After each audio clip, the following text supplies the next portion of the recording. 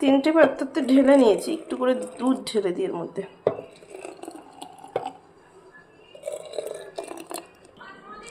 একটু বরফ নেব।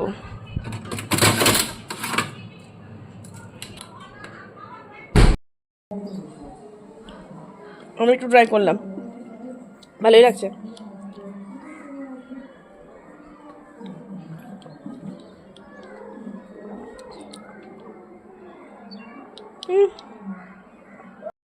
লাঞ্চ করেছি কিন্তু একটু খিদে পেয়ে গেছে।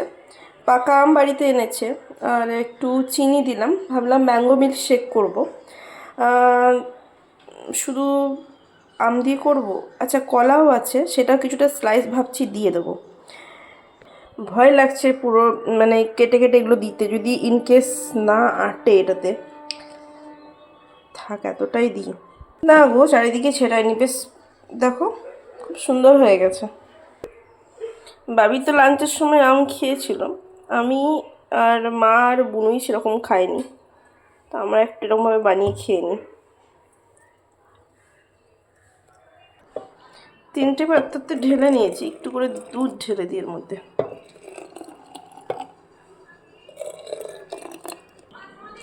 একটু বরফ নেব।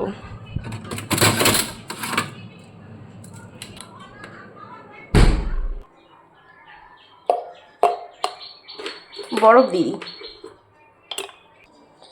এই আইস কিউবগুলো দিয়ে দিলে না বেশ খেতে মানে ঠান্ডা হয়ে যায়, তো একটা আলাদাই মানে ভালো লাগে আমার। যখন করছি মাকে বলিনি যে খাবে কি না, মা আমাকে বললো না কিছু খাবো না।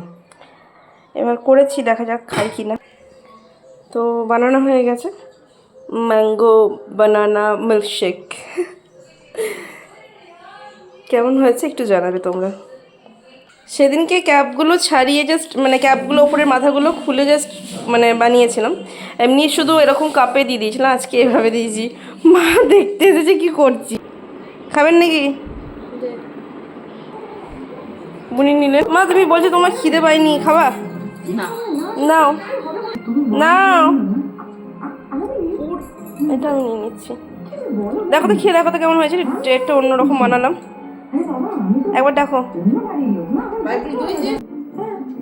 দাও খাও।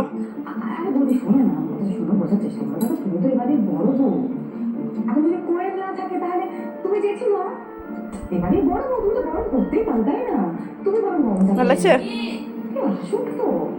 ভালো লাগছে?